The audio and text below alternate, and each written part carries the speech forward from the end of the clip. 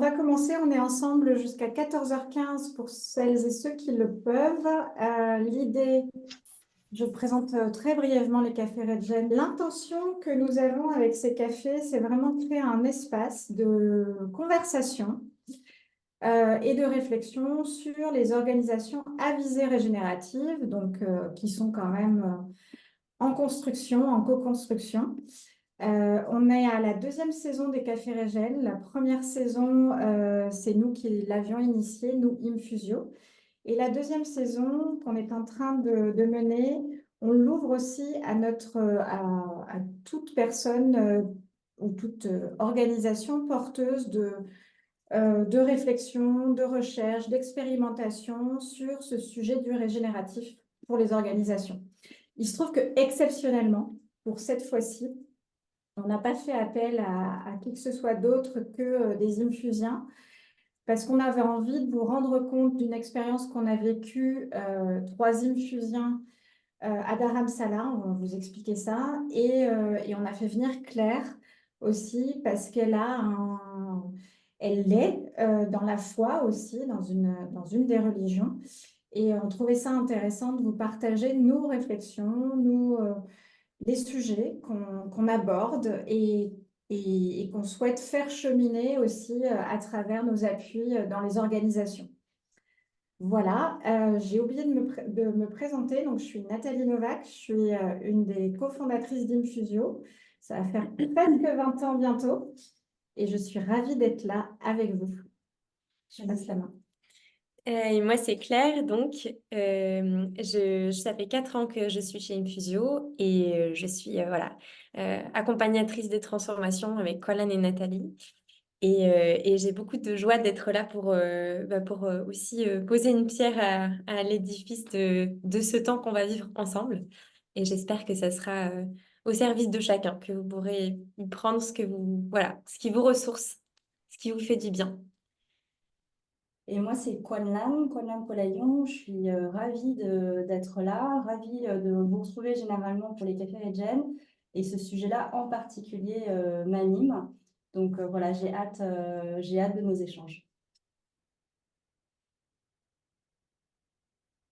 Alors, on débute. Eh bien, c'est parti. Et pour se lancer, comme on a l'habitude de le faire, de chercher une manière de se connecter malgré la distance, on vous propose d'indiquer dans le chat quelle image, puisqu'on va vous montrer un certain nombre d'images, représente le mieux pour vous, la spiritualité et vous, ou le spirituel et vous. Prenez la question comme vous la désirez, et puis on va vous proposer des images, donc à la slide suivante.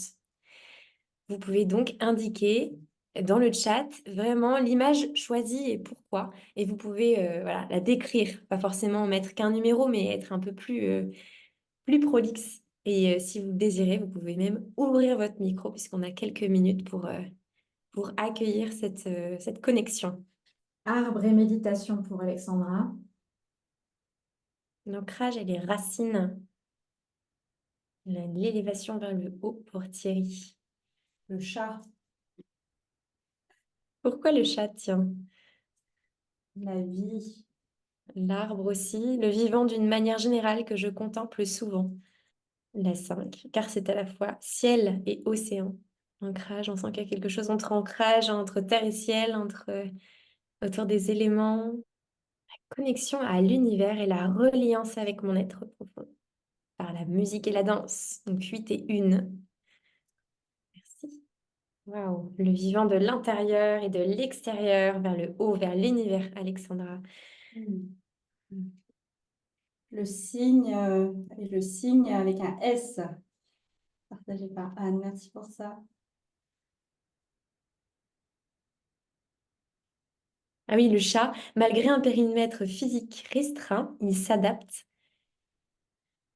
Il est aligné à sa façon. Merci pour ces partages. Merci beaucoup. Ouais, ça m'amuse. On a le Big Return, le grand retournement de Annick de Souzenel avec le chat, la tête à l'endroit, à l'envers, qui est en train de se retourner. En tout cas, quel est le bon sens ou marcher sur la tête aussi. Voilà. C'est vrai que le 5, j'avais vu une forme de vague ou nuage, et puis en grossissant, j'ai vu les plumes. Et j'ai vu un signe qui était le signe que le plus grand que moi me parlait, avec des messages ou des symboles. Voilà. Oui.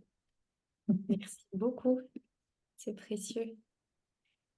On ne pouvait pas commencer quand même ce Café Redgen sans mettre un cadre à notre conversation. Et c'est important quand on parle de spiritualité de faire le distinguo entre spiritualité et religion. Spiritualité, c'est vraiment quelque chose qui part de soi et ce en quoi on croit pour nous donner du sens et une forme de raison d'être. Et les religions sont quand même quelque chose qui datent, qui sont aussi anciennes que les spiritualités, mais qui sont reliées à des divinités et qui sont reliées quand même à une communauté qui a des rites et des rituels. Alors que les spiritualités, je dirais que c'est davantage quelque chose qui est de l'ordre individuel. Et c'est un peu ce distinguo qu'on va faire, si vous voulez compléter avec plaisir. Et c'est important de le poser parce que on n'a vraiment pas vocation à travers ce café à être dogmatique et à imposer des choses. On est juste traversé d'un certain nombre d'expériences qu'on a envie de vous partager. Et je pense que dans le check-in, c'est un peu ce qui s'est passé aussi. On a un rapport à la spiritualité qui peut être différente. Pour ma part, j'ai eu la chance de vivre et de découvrir le Japon. Donc, j'ai découvert de nouvelles formes de spiritualité. Et ça m'a ouvert sur autre chose pour moi. Voilà. Pareil, je pratique pas forcément une religion, mais j'avoue que le fait d'être passé à travers une expérience donc auprès du Dalai Lama au mois de novembre dernier m'a amené à regarder un certain nombre de religions et de spiritualités en même temps.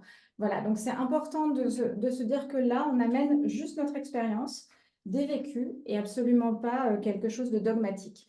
Également, on aimerait bien vous amener dans notre cursus, là, notamment vers 14 heures, à faire un peu un zoom sur qu'est-ce qu'on se dit à travers ces apports spirituels, qu'est-ce qu'on se dit et comment ça parle dans le monde des organisations qu'on accompagne.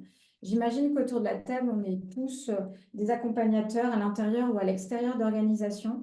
Et c'est important de revenir au monde professionnel. Donc, on va vous inviter à faire cet exercice. Voilà pour donner le cadre. Et donc, on vous invite à être. Ça fait le lien avec les prochaines slides. Vous voulez compléter ou ça va? Est-ce qu'il y a des questions par rapport à ce cadre?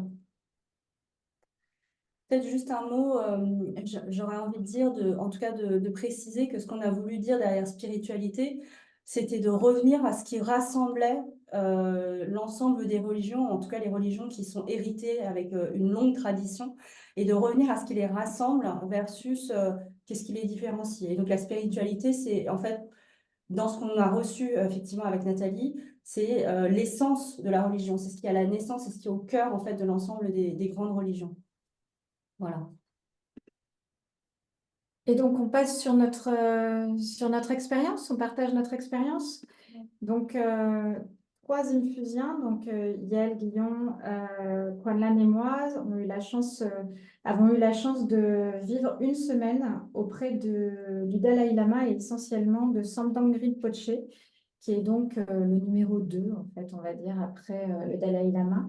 Donc, un moine bouddhiste érudit qui nous a enseigné sur 5 jours d'affilée sur les thématiques qui apparaissent à l'écran. Et je passe la main à Kwanlan. Oui, on était là-bas en novembre dernier, on était là-bas en tant que facilitateur pour faciliter une retraite de dirigeants. Et évidemment, on était facilitateur et en même temps, on a été pleinement participants parce que nous-mêmes, on a bénéficié de ces enseignements. Et même si c'est un apprentissage personnel, je pense qu'on en a tous retiré des choses à titre personnel. Lorsqu'on a ramené ça à la maison au sein d'Infusio sur des sujets d'organisation, sur des sujets de leadership, ça nous a énormément nourri. Donc, c'est dans cet état d'esprit-là qu'on s'est dit que ça pouvait être chouette de le partager avec vous et de le partager au travers de ce Café Redgen. Donc, sans pression, parce que quand même, lorsqu'on regarde ces mots-là sur ces slides-là, on peut se dire, waouh, ça pourrait faire l'objet d'homélies entières. Enfin, ce sont des éléments qu'on a reçus pendant toute une semaine. Donc, ces 5 mots, Et en même temps, je pense que voilà, des gens qui passeraient le bac pourraient disserter dessus pendant 4 heures. Sandrine Tripochet nous en a parlé pendant une semaine et un prêtre pourrait faire une homélie sur chacun de ces thèmes. Donc l'idée là, c'est pas de vous faire un cours, c'est pas du tout une formation. C'est vraiment juste en humilité, chacune, de vous partager comment nous, on a reçu ces enseignements, comment ça vit en nous, comment ça vibre en nous, comment on l'a entendu, comment ça mature aussi, parce que je pense que ces sujets-là sont des chemins. Et peut-être pour faire écho à ce que tu dis aussi, dire du coup que je viendrai, moi qui ne suis pas allée à Dharamsala et qui n'ai pas vécu votre expérience, en écho un peu à ce que vous partagerez, je ferai aussi une résonance avec disons, un vécu, un point de vue, mais je pense surtout un vécu, enfin, du moins ce qui me concerne, dans la foi chrétienne. Voilà, donc vous prendrez ce que vous voudrez de tout ce qu'on partage. L'idée, c'est vraiment que vous picoriez ce qui vous, voilà, ce qui vous aide, ce qui vous anime, ce qui vous rejoint. Et puis voilà, vous aurez tout le temps pour vous ensuite plonger dans les mots vous-même et faire ce travail de résonance. Donc c'est cadeau pour vous, tous ces éléments-là. Donc à Dharamsala, on a été accueillis. Est-ce que vous m'entendez bien? Parce que tout à l'heure, il y a eu un problème de micro, donc donnez-moi. Ok, super, nickel. On a été accueillis à Dharamsala avec le premier thème qui est celui de l'être. Vaste thème. Et en fait, lorsqu'on parle d'être, c'est un mot qui se réfère à la conscience individuelle de chacun. Conscience individuelle qui est complètement reliée au tout.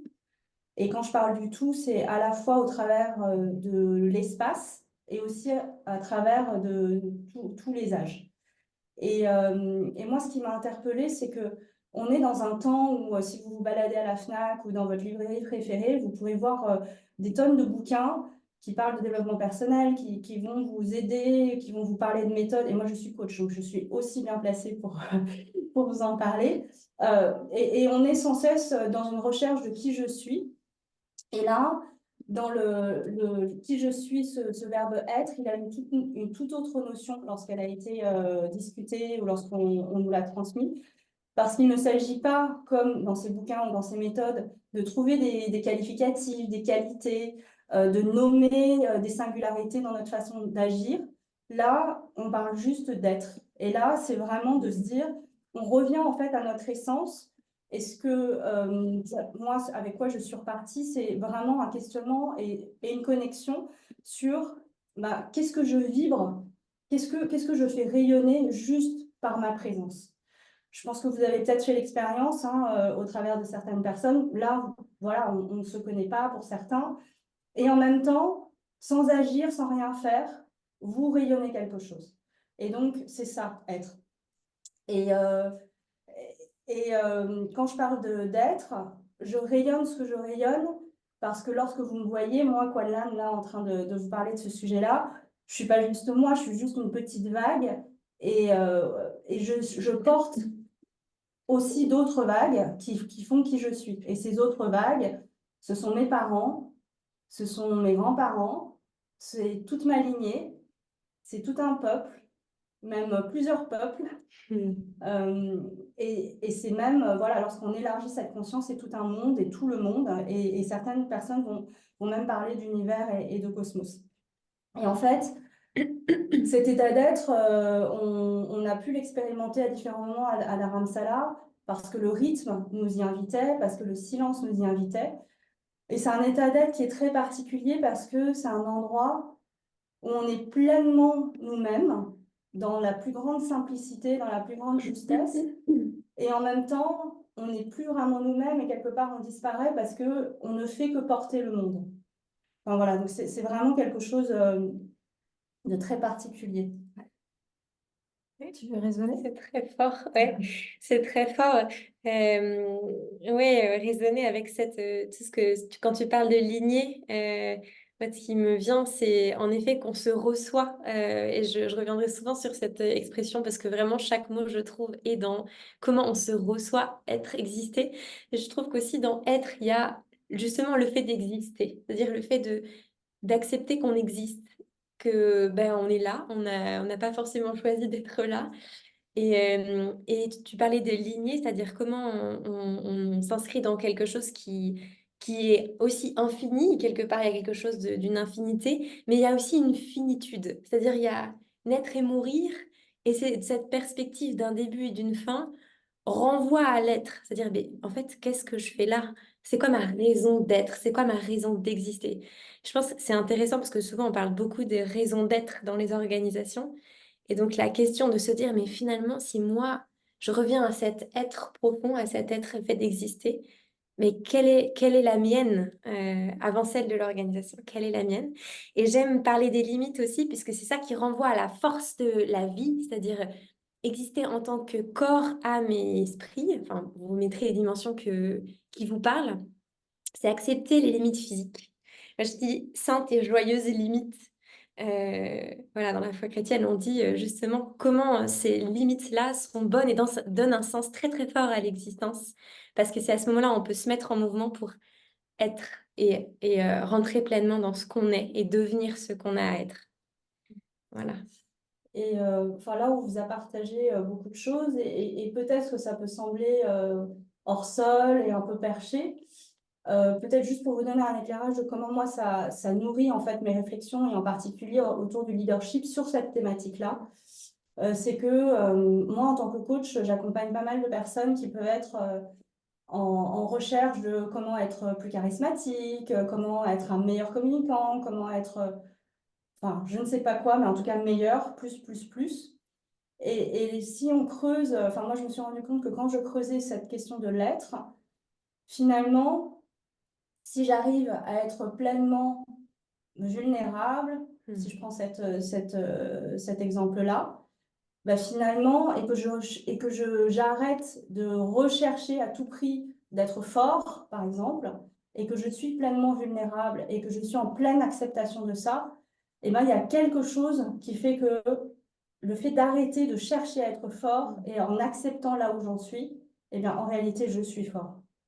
Donc, il y a vraiment quelque chose, il y a une clé qui, moi, me semble fondamentale sur cette dimension-là qui peut vraiment nourrir les questions de leadership. Je vais juste faire un écho à ça. Moi, je me souviens que ce premier jour, donc c'était un lundi, quand il a parlé de être, il a aussi parlé de la notion de comparaison, de compétition. Et il a dit en fait, il a dit le respect de soi vaut tout et éviter de penser aux autres ou à la reconnaissance. Être, c'est justement être avec ses failles, être avec qui nous sommes. Et en fait, moi, ça m'a appelé aussi cette paix individuelle qu'on peut aussi, on est souvent très dur et très exigeant envers nous-mêmes. Et du coup, ça m'a appelé à réfléchir sur, ben, finalement, je suis ce qui est de mieux, la version que je peux être de mieux, ou en tous les cas, c'est l'intention que je me suis donnée après cette première journée. Merci, c'est excellent parce que enfin, mon dernier point, ça me fait penser à Saint Paul qui dit c'est quand je suis faible que je suis fort. Et c'est vraiment dans ce que tu partageais de la fragilité où en fait on se découvre être, exister et avoir une sacrée force d'humanité, quoi. Merci. La deuxième notion, c'est celle d'inter-être. Et là-dessus, ce qui m'est venu, c'était en me disant, mais tiens, comment je vais parler de ça? Parce qu'en français, on a tendance à utiliser des synonymes comme interconnexion, interdépendance. Et la notion d'inter-être n'a rien à voir avec ça. Ce sont des faux synonymes parce que en réalité, je pense que dans notre monde, pourquoi il n'y a pas de synonyme, c'est parce que dans nos modèles mentaux, cette notion d'inter-être n'existe pas. Donc, ce qui fait qu'il n'y a pas de synonyme. Et en fait, si on y réfléchit, si on mange des légumes, par exemple, on peut se dire que finalement, on est fait de matière. Ça peut nous amener à faire le constat qu'on est fait de matière, nous-mêmes, hein, en tant qu'hommes et femmes. Notre chair est faite de matière qui est pleinement non humaine. Les légumes que l'on mange, c'est de la matière organique qui est créée à partir de pluie et surtout de la photosynthèse. Et quelque part, c'est vraiment une matière qui est non nous. On parlait tout à l'heure de lignée. La notion de nous n'existe pas, en fait. Donc, Quand on mange, moi, mes parents me disaient, bah voilà, quand tu manges un bol de riz, tu manges en réalité, il y a à l'intérieur le travail du sol, des vers et voilà, de tout le vivant qu'il y a dans le sol. Il y a le soleil, donc le ciel, et il y a la sueur des hommes. Et c'est vrai que quand on mange et qu'on a un rapport en inter-être avec un bol de riz, eh bien, on le mange, on a un rapport en fait qui est très différent. Ça crée, ça pose la question de la valeur, ça pose la question de la parité. Et donc, c'est bien plus que l'interconnexion, bien plus que l'interrelation. Et cette notion-là donc existe, moi je l'ai découverte à Dharamsala, mais elle existe aussi en Afrique, puisqu'il y a un mot qui s'appelle Ubuntu, qui se dit Ubuntu et qui dit « Je suis parce que vous êtes ». Et je fais un petit clin d'œil à Florence.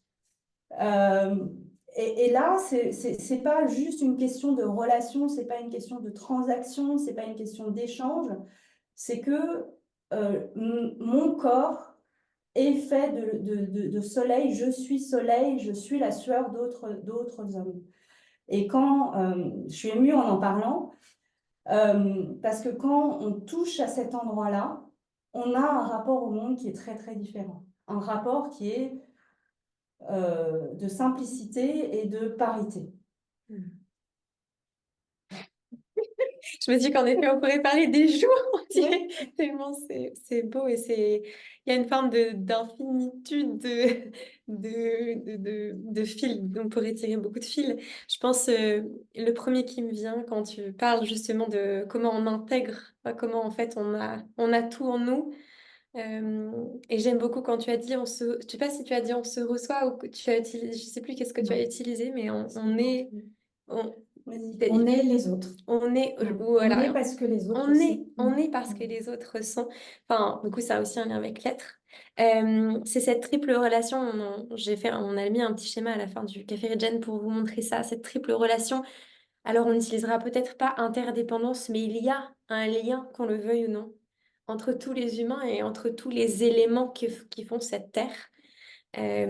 Voilà, on le voit aujourd'hui avec l'équilibre fragile de la planète et aussi de tout ce que, voilà, quelque chose qui va se passer à un endroit sur Terre va avoir un effet, désiré ou non, en tout cas, il y aura un effet sur d'autres. Et pour le voir aussi de manière, on va dire, joyeuse ou fructueuse, moi j'aime beaucoup Martin Stephens, qui est un philosophe chrétien, qui dit: Je remercie ma femme car elle a fait que ma vie n'est pas que ma vie. C'est aussi la bonne nouvelle que, en fait, l'autre dans son existence nous déplace forcément. Quand on a à un endroit un autre qui arrive chez nous, ça vient forcément déplacer un équilibre qu'on s'est créé dans notre tête ou dans le monde qu'on s'est raconté. Et voilà, ouais, je pense qu'il y a vraiment une forme de décentrement Au top, qui nous perturbe. Ah, il y a une petite intervention.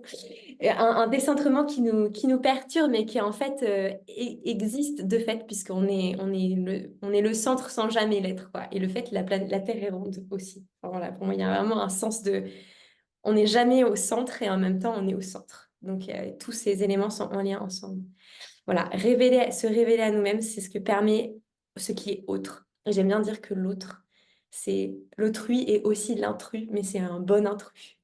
Et c'est regarder comment ces intrus sont partie intégrante de nous et de ce monde pour pouvoir justement créer des relations qui soient bénéfiques et fructueuses, quoi. Dans le sens du regen. J'enchaîne sur aimer. Donc, parce que j'aurais plein de choses à dire sur l'intérêt, mais on va avancer un peu parce qu'on veut aussi vous faire réfléchir par deux par la suite. En fait, le troisième jour, on a eu deux choses assez merveilleuses qui nous est arrivées quand on était à Dharamsala. Donc déjà, pour décrire, parce que on était quand même à côté de la résidence du Dalai Lama. C'est une résidence dont vous savez qu'il est en exil. Donc c'était au début pas forcément sa résidence principale. Maintenant, ça l'est devenu depuis plusieurs dizaines d'années. Et en fait, on était avec vue sur toute la chaîne des Himalayas. Je vous pose le décor parce que c'est important. C'est important parce qu'autour de la résidence du Dalai Lama, il y a le chemin de Kora. Et le chemin de Kora, c'est le chemin de sagesse, le chemin de réflexion intérieure qu'on peut aller faire. Et moi, mon étonnement, quand on le pratiquait tous les matins, on s'invitait en solo hein, à aller faire le chemin de Cora. Mon étonnement, c'était de voir autant de personnes de tous âges, mais surtout des personnes très âgées qui allaient beaucoup plus vite que moi et qui gravissaient. Il faut savoir qu'on est quand même à 1500 mètres d'altitude et qui gravissaient avec une énergie incroyable ce chemin. Tout ça pour vous dire que le matin du mercredi, on avait rendez-vous avec le Dalai Lama. Donc, c'était assez fort. On était tous un peu sur notre 31. On avait le cœur qui battait et moi, j'ai eu la chance de pouvoir lui poser une question. Et ce qui nous a renvoyé, il y avait 4 questions ou 3 questions qui avaient été posées. Ce qui nous a renvoyé à chacune des questions, c'était à peu près la même chose. C'était We are all brothers and sisters. And on a tous eu une mère qui nous a donné le sein. Entre guillemets, c'était un peu ça. On est tous frères et sœurs et on vient tous un peu du même endroit. Et c'est hyper important parce que c'est ça, en fait, l'amour dont on parle dans l'approche bouddhiste tibétaine. C'est vraiment cet amour inconditionnel. On est et on doit aimer sans réflexion, sans jugement, sans cynisme, sans préjugés, sans clichés. Et cet amour inconditionnel, là où j'ai aussi beaucoup appris, c'est ils ont aussi partagé la différence entre l'amour inconditionnel et l'attachement. Et j'ai un peu été perturbée, j'avoue, dans ma forte intériorité avec cette définition de l'attachement. Et Sangdom Rinpoche nous disait, en fait, l'attachement, c'est cette notion où vous n'êtes pas pur, vous avez une intention de redevabilité. Vous demandez à quelqu'un d'être ou de faire quelque chose, donc vous avez toujours cette intention de, en retour, vous attendez quelque chose. Alors que l'amour inconditionnel, c'est de s'ouvrir au monde et d'accueillir ce qui est. Donc ça rejoint l'être et l'intérêt, c'est accueillir ce qui est.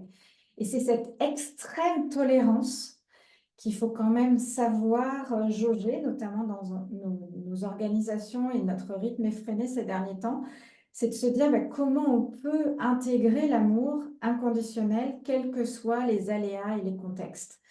Donc voilà, c'était ça notre 3e jour et c'était assez fort. Oui. Peut-être pour vous partager, là je vous ouvre vraiment mon arrière-boutique. Quand on coach, eh bien, on a des équipes, on a des organisations, on a des clients, enfin qui sont nos clients, ou même des clients en individuel. Et je pense que quand je parle de moi, j'ai des clients qui peuvent m'agacer, qui peuvent me chatouiller parce qu'ils vont pas assez vite, parce que ils sont comme ils sont. Et c'est vrai que depuis Dharamsala, je me pose régulièrement, enfin quand je suis à ces endroits-là et que quelque part l'accompagnement est bloqué, je me pose cette question de mais à quel endroit je peux aimer ce client? À quel endroit je peux me retrouver, le rencontrer, revenir à sa rencontre? Et je me rends compte que quand je ne l'aime plus, quand il m'agace, enfin voilà, c'est que je ne suis plus en fait au contact de son être et que quelque part, j'ai un chemin à parcourir. Voilà. Et souvent, il y a un déclic qui se produit. J'avais envie, je sais que certains d'entre vous travaillent en tant qu'accompagnant, donc voilà, je vous partage mon truc. C'est aussi pour ça qu'on est là, pour parler aussi de tout ça dans le sens de nos vies d'organisation. Et parler d'amour en entreprise, c'est quand même pas de la tarte, je pense, pour tout le monde. Je pense que c'est rare de dire voilà, j'aime mes collègues ou j'aime mes clients. En tout cas, dans la foi chrétienne, pour moi, c'est vraiment le mot qui est à la base du tout. L'amour, c'est ce qui permet de tout ouvrir. C'est la base même de la création. Pour prendre l'exemple de la Bible qui commence par voilà, la création du monde. Alors, c'est Adam et Ève, on peut apprendre avec du recul, mais en tout cas, il y a vraiment quelque chose de l'ordre de l'amour, de quelque chose qui est plus grand que nous et qui nous permet d'exister. Et c'est l'amour comme essence de la vie, comme bénédiction initiale de nos existences qui nous permet de vivre et de se savoir aimer et désirer dans cet univers, cette création, cette terre, quelque chose d'extrêmement fort qui nous permet d'aimer aussi Du coup, tous les autres êtres, ça, c'est en effet hyper connecté à l'inter-être. Et j'aime beaucoup quand tu as parlé d'amour inconditionnel parce que voilà, dans la foi chrétienne, on dit souvent aimez vos ennemis, mais c'est impossible. Enfin, il y a quelque chose de... Mais c'est dur, quoi, de recevoir cette parole. Et en fait, moi, comment je vis ça, je le vois comme une tension. C'est-à-dire, je le vois comme... en effet, ça paraît impossible, mais en fait, en le regardant comme quelque chose qui est de l'ordre d'une tension bonne, quoi. Quelque chose qui va forcément nous ouvrir à plus d'amour, justement et un épanouissement profond de notre être, alors il y a une perspective incroyable qui se joue là. Et voilà, il y en a qui donnent qui donnent leur vie par amour. Je pense que c'est vraiment... il y a plein de façons de le faire. D'ailleurs, je pense que dans nos métiers, c'est aussi une manière de se donner par amour. Je pense que voilà, il y a une invitation à entendre cette tension bonne.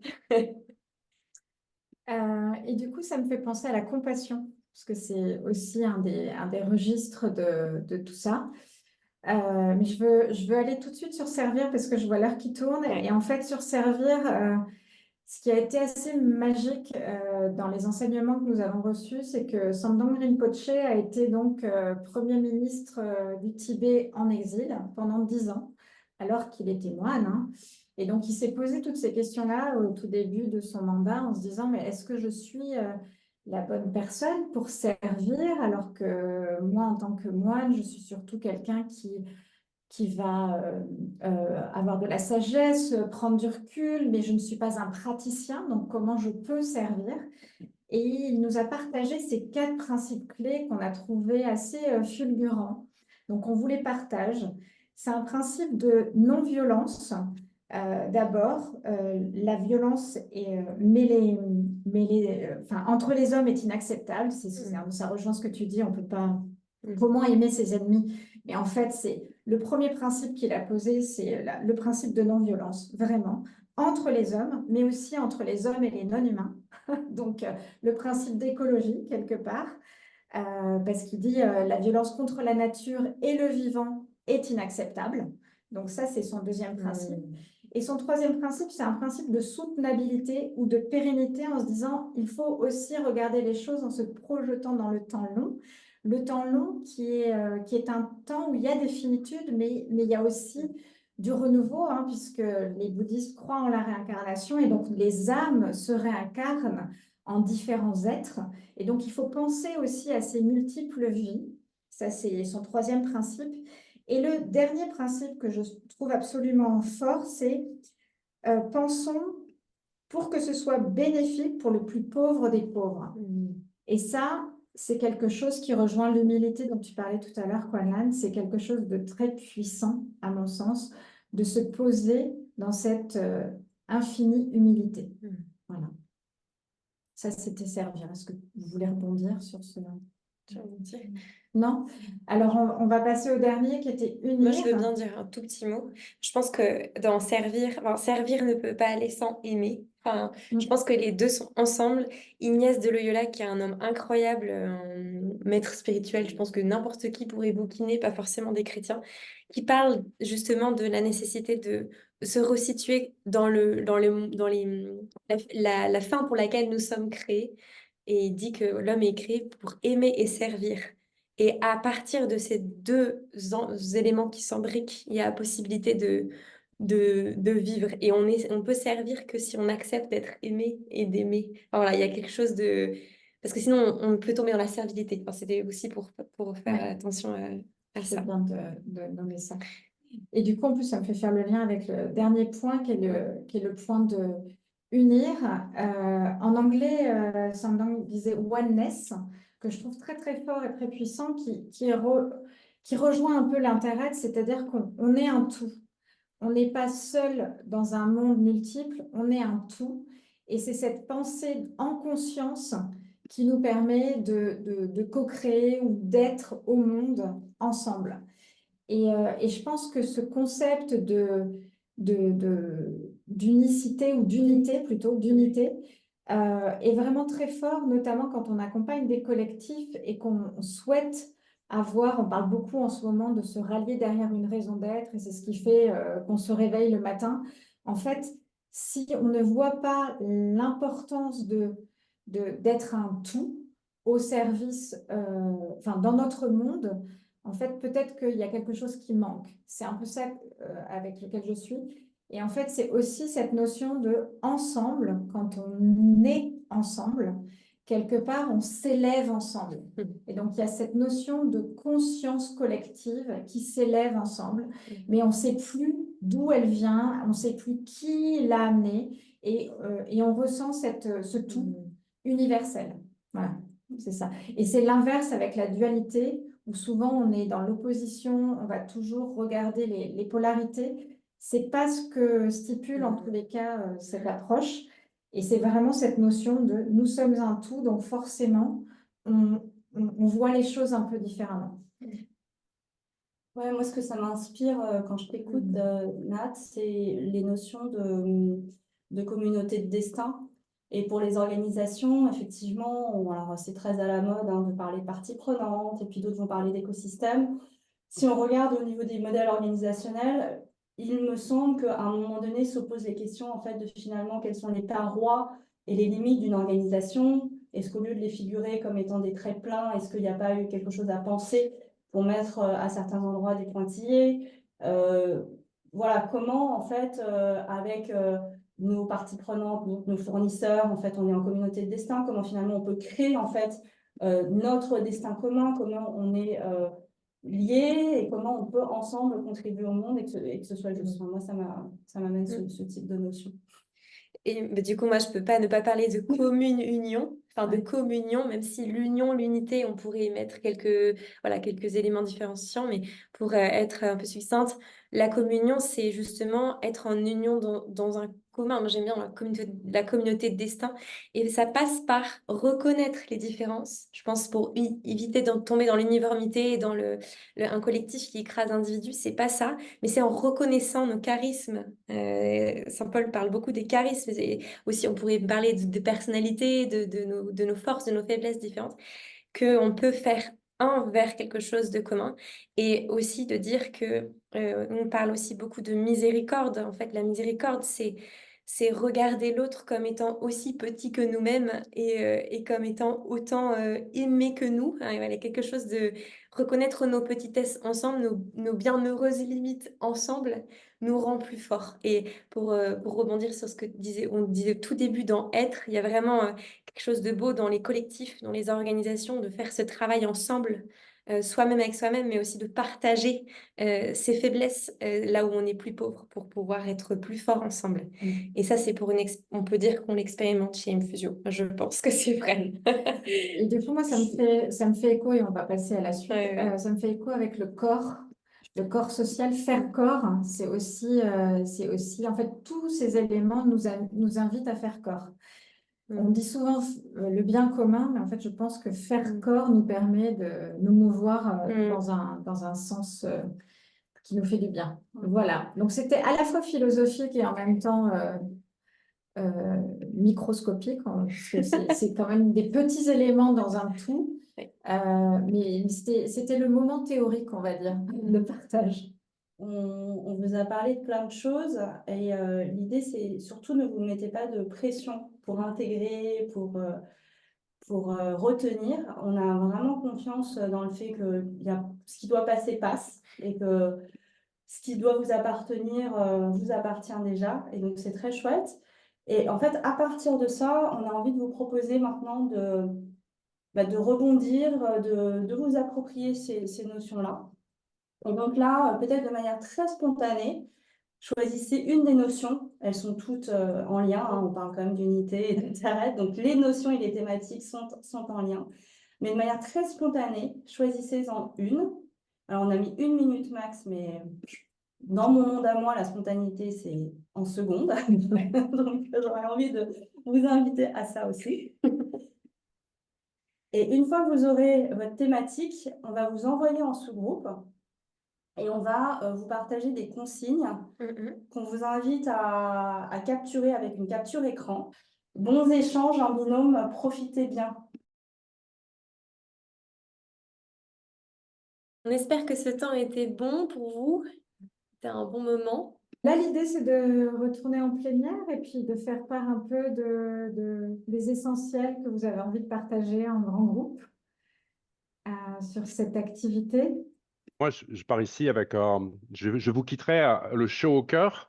En fait, de cet échange de tout à l'heure et puis ensuite en binôme, ce que je vois, c'est que. Enfin, ce que je comprends simplement, c'est qu'on est tous, d'une façon ou d'une autre, en chemin. On est tous en train d'évoluer. On est tous quelque part avec un peu d'aridité dans nos cœurs et on essaye de mettre un peu d'eau et un peu de soleil. Et ça, c'est la question fondamentale.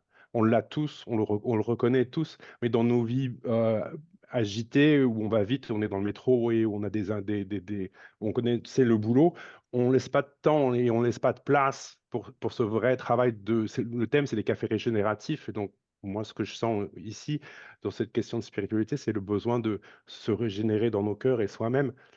Et du binôme, vraiment me réchauffe le cœur, c'est de sentir à quel point on le partage tous, ce besoin de renaissance d'une certaine façon. Et le fait d'ouvrir un espace et du temps pour avoir ces conversations, c'est extrêmement énergisant. Voilà. Donc, je voulais vous remercier pour ça. Merci beaucoup, Dominique, pour ce retour. Merci et merci pour ce mot de renaissance. On est tous en chemin avec un peu d'aridité. Qui veut rebondir sur ce que vient de dire Dominique?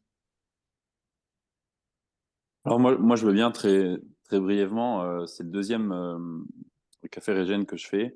Effectivement, c'est aussi intéressant. En tout cas, de ma part, c'est un partage de parcours personnel, de voir l'évolution qui a été faite entre, je me souviens, le premier thème qui était la résonance et quelque chose de beau pour rebondir sur ce que disait Dominique, qui est dans la continuité aussi avec, encore une fois, un temps en binôme qui résonne, qui résonne énormément et qui m'a beaucoup servi. Donc, en ça aussi, je voulais vous remercier pour ces moments-là. Voilà, merci. Merci. Merci. Donc, ces espaces qui permettent finalement de se déposer et peut-être de se laisser déplacer avec l'autre, pour reprendre un terme qu'on a utilisé tout à l'heure. J'étais avec Pierre et on a eu un échange tout en douceur, tout en subtilité, donc je le remercie. Et ce que j'ai envie de mettre en partage là, c'est l'envie de dire euh, que toute interaction négative qu'on pourra avoir avec ses collègues, on fera de l'interaction négative envers soi-même. Donc si on critique, si on se plaint, si on envoie des ondes qui sont plutôt dans bah voilà, je suis pas heureuse, et j'ai pris l'image c'est comme si la cellule du foie était en train de dire ah, j'en ai marre de cette cellule du cœur qui bat tout le temps. Bah non, elle est là aussi pour servir l'ensemble. Et c'est cette prise de conscience. Moi, j'étais dans Inter-être. Je me suis pris ça vraiment dans la figure, mais vachement chouette. Un bulldozer tout en douceur qui me fait prendre conscience que, bah voilà, dans le monde du travail, je suis parce que nous sommes. Moi, je disais que ça me redonnait de l'énergie, de l'espoir, parce que vous abordez des thématiques en très peu de temps qui sont quand même assez complexes. Euh, et il fallait oser.